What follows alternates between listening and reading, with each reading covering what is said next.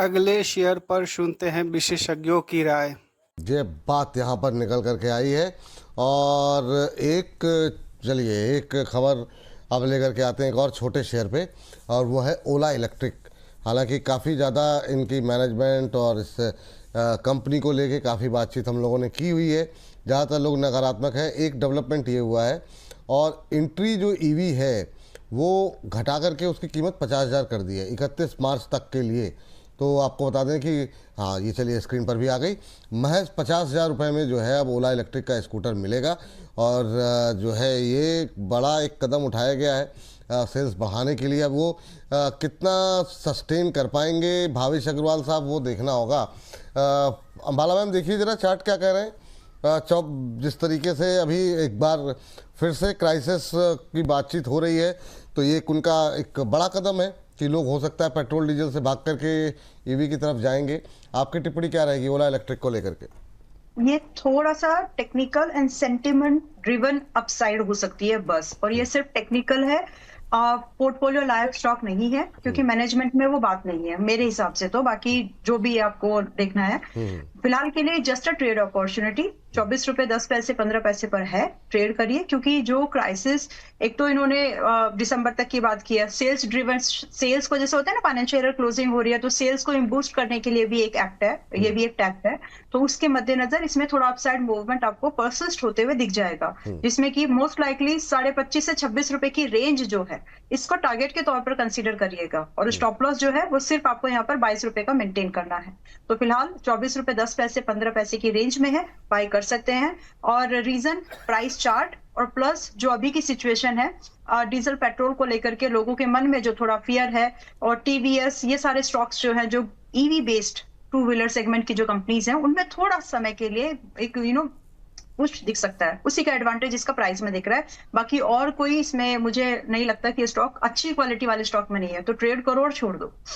Trade करो और छोड़ दो, ये फिलहाल के लिए ओला पे राय निकल करके आ रही है। टारगेट क्या बताया था आपने मैम इस पे, अगर ट्रेड कर रहे हैं तो? रेंज कंसीडर करिएगा, 25.5 से 26 की range should be the first target. तो जो 25.5 भी से 26 तक के तो आप टारगेट उसको के लिए 25.5 ही बोल लीजिए कि 25.5 आपका फर्स्ट टारगेट है, क्योंकि 25.5 के बाद 26 की फिर कोई बात करेगा नहीं एक्चुअली।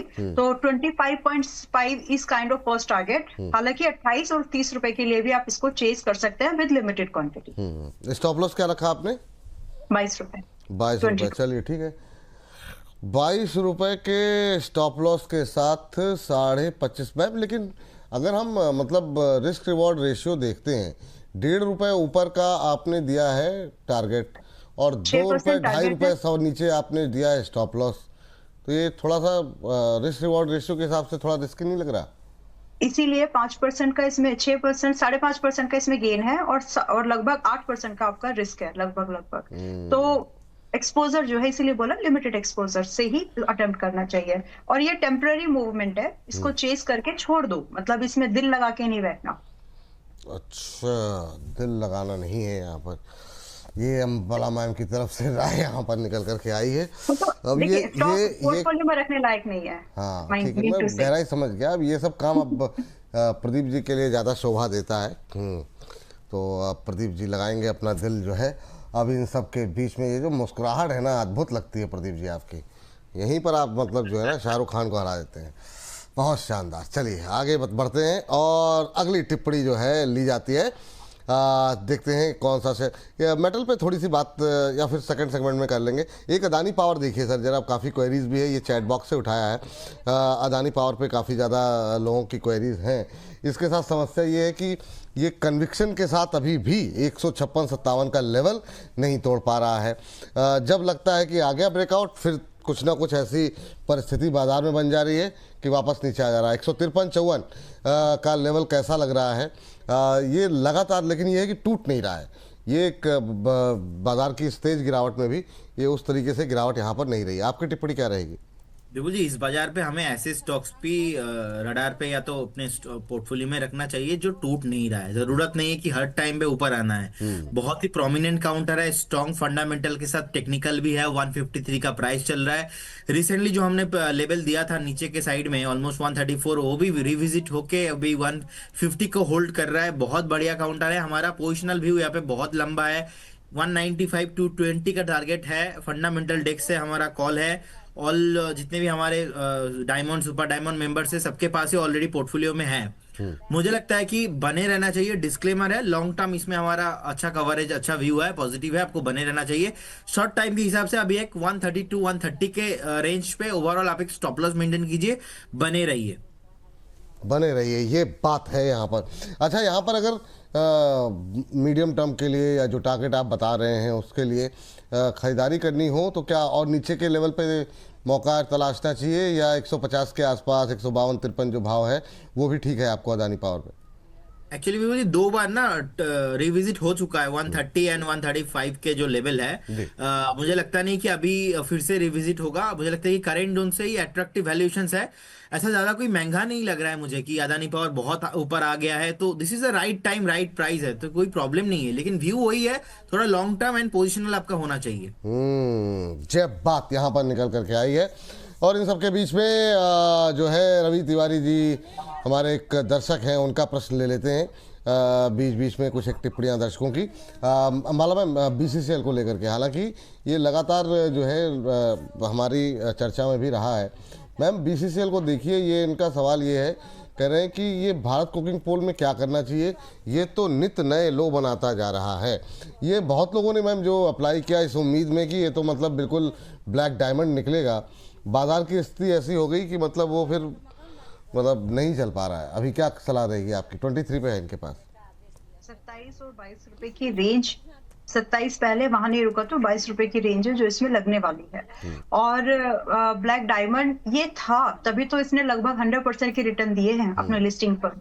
दूसरी बात, प्रॉफिट बुकिंग क्यों आ रही है? क्योंकि ये ऑलरेडी बहुत ही हाई वैल्यूएशन जिसको बोलते हैं ना, प्रीमियम लिस्टिंग के बाद जो कंफर्ट आपका उस प्राइस बैंड में था, वो डबल लिस्टिंग ऑलमोस्ट होने के बाद वो वैल्यूएशन कंफर्ट रहा ही नहीं। रातों रात कंपनी के फंडामेंटल्स या फिर ऐसे बोल लीजिए बिजनेस तो डबल नहीं हुआ था। So that is the thing, जहां पर आपको लगे कि कुछ एक्स्ट्रा मिल रहा है due to some reason and in a short span, तो वहां पर प्रॉफिट बुकिंग आप कभी भी एक्सपेक्ट करो हमेशा। रही बात कि क्या ये नीचे की तरफ आ सकता है, हाँ पॉसिबल है, क्योंकि जो भी 27 रुपए का तो भाव मुझे लगे रहा है विपुल जी कि आ जाएगा। तो वैसे भी 27 रुपए पर भी अगर ये आता है तो वहां पर आपकी, क्योंकि इसका प्राइस बैंड ही अच्छा था, तो इसकी वजह से उस समय भी आप प्रॉफिट में होंगे। बट एक सिंसियर सजेशन ये है कि अगर आपके पास अभी भी IPO वाले प्राइस का है तो बुक करो, क्योंकि प्रॉफिट पे रहने के बाद भी आपके सवाल आ रहे हैं, इसका मतलब है कि आप इसको 3, 4, 5 साल होल्ड करने का विचार नहीं है आपका। So rather be clear, be honest with your risk appetite, उसको समझ के डिसीजन लो। किसी से भी कंपेयर मत करो अपने आप को प्लीज, क्योंकि ये 5-6 साल वाला स्टॉक है, 3-4 साल वाला तो कम से कम है। अगर आप इसको यहाँ से भी डबल या ट्रिपल होते हुए देखना चाहते हैं तो इतने कम स्पैन में नहीं होगा। तो थोड़ा सा सोच के समझ के डिसीजन लीजिए। IPO वाले प्राइस बैंड पर अगर आप हो तो अभी भी प्रॉफिट को बुक करो। और अगर आपने बाई ही इसको 32-31 के आसपास किया है, जिनके पास 23 रुपए पे है, तो क्या ये प्रॉफिट बुक कर ले? 7-8 रुपए कर लीजिए, क्योंकि 27 रुपए का ट्रेलिंग स्टॉप लॉस तो एनीवेज आपको हर पोजीशन में रखना चाहिए, चाहे किसी भी सेकेंडरी मार्केट में क्यों ना बाय किया हो, IPO का ही क्यों ना हो, तो भी 27 रुपए का स्टॉप लॉस रखना चाहिए। उससे नीचे की जरूरत नहीं है होल्ड करने की। अभी 31 रुपए 25 पैसे पर चल रहा है। चलिए, ये बात यहाँ पर निकल करके आई है तो इसका रखें ध्यान। तो एक आध टिप्पणी बीच में हम लोगों ने दर्शकों की भी ले ली है, लेकिन इन सबके बीच में एक दो काउंटर IT के सर, जैसा कि अभी आप कह रहे थे प्रदीप सर कि मतलब IT20 को लेना चाहिए, ठीक है, वो तो एक तरीका हुआ। लेकिन जैसे TCS है या इन्फोसिस है, कोई ऐसा पसंदीदा है काउंटर आपका IT के अंदर जो आपको लग रहा हो कि नहीं यहाँ पे भी पोजीशन थोड़ी सी हल्की रखनी चाहिए? और जिनके पास है ये कम से कम 3-4 बड़े जो काउंटर्स हैं, इन्फोसिस, TCS, विप्रो, ऐसे होल्ड करके जाएं अभी? जी बिल्कुल जी, देखिए मूव अगर पहले आता है तो वो पहले लार्ज कैप में ही आएगा आई बिलीव, क्योंकि लार्ज कैप में पहला मूव, उसके बाद मिड कैप मार्केट जब एकदम टॉप पीक में पहुंच जाता है उसके बाद स्मॉल कैप में मूव आता है। तो TCS एंड इन्फोसिस के साथ ही जाना पसंद करूंगा। लेकिन जिस तरीके का एनवायरनमेंट है, इस एनवायरनमेंट में मेक श्योर इमीडिएट लेवल पे ऊपर नहीं आएंगे। It will take time, at least 1-2 quarter का व्यू अगर है, थोड़ा बहुत मिड टू लॉन्ग टर्म वाला आपका व्यू है, तभी आप बाई कीजिए। टीसीएस एंड विप्रो दोनों, टीसीएस एंड इन्फोसिस दोनों काउंटर ही बहुत बढ़िया लग रहा है मुझे। टीसीएस इजीली आपको 3000 3400 तक इजीली मिलेंगे फिर से, एंड इन्फोसिस आपको फिर से 1600 1700 का प्राइस आते हुए दिखाई देंगे। तो वैल्यू बाइंग चल रहा है, अच्छा वैल्यू जोन पे है, आपको बाई करना चाहिए। चलिए ये बात है। एक और छोटा शेयर डिस्कस कर लेते हैं जो कि हमने परसों जो है उसमें ब्रोकर बोले में शायद टेस्ट बातचीत की थी, और वो है सजिलिटी। मैम जरा देखिए 40 रुपये के आसपास चल रहा है, आज भी आधा % के आसपास की तेज़ी यहाँ पर देखने को मिल रही है। क्या व्यू है? इंट्राडे हाई पे ट्रेड करता हुआ अभी भी आधे % की मजबूती। क्या इस गिरते बाजार में यहाँ पर कुछ दम दिखाई दे रहा है? नहीं विपुल जी, यहाँ पे धोखा हो सकता है, तो जैसा भी है अभी रहने दीजिए। दोबारा कभी मिलेगा अगर 33 रुपए 34 के आसपास तो देखेंगे, अभी 40 पर और एक्सपेंसिव लग रहा है। चलिए, तो यहाँ भी वही बात हो गई, वो जो प्रदीप जी कह रहे थे, बुलाती है मर जाने का नहीं टाइप जो बता रहे थे प्रदीप जी। तो ये राय जो है मतलब ध्यान देते रहिए। प्रदीप जी के अनुभव से बहुत कुछ सीखने को मिलता है, ये बात तो है। तो बहुत शानदार।